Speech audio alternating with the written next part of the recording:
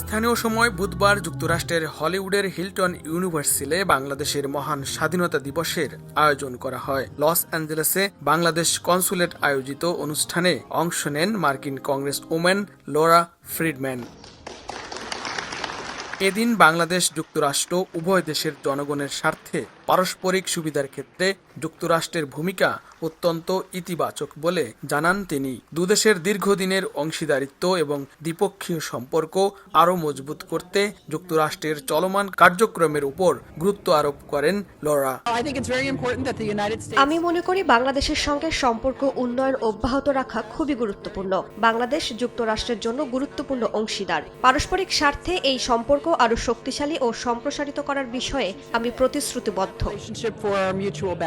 অনুষ্ঠানে বক্তব্য রাখেন লস অ্যাঞ্জেলেসে নিযুক্ত কনসাল জেনারেলও। বাংলাদেশের অ্যাচিভমেন্ট এবং বাংলাদেশের বিভিন্ন ক্ষেত্রে গুরুত্বপূর্ণ অবদানগুলোকে তুলে ধরার চেষ্টা করেছি। মার্কিন যুক্তরাষ্ট্রের সাথে আমাদের বাণিজ্য বিনিয়োগ এবং বিভিন্ন ক্ষেত্রে সহযোগিতা সম্প্রসারণের গুরুত্ব আরোপের বিষয়ে আমরা জোর দিয়েছি।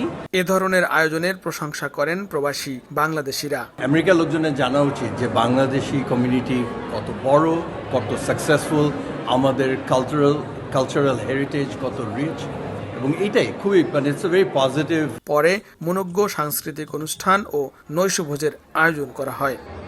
মহান স্বাধীনতা দিবসের এই অনুষ্ঠানে বিভিন্ন দেশের কূটনৈতিক এবং স্থানীয় প্রশাসনের ঊর্ধ্বতন কর্মকর্তাদের সামনে বাংলাদেশের উন্নয়ন এবং অগ্রযাত্রার একটি চিত্র তুলে ধরা হয়।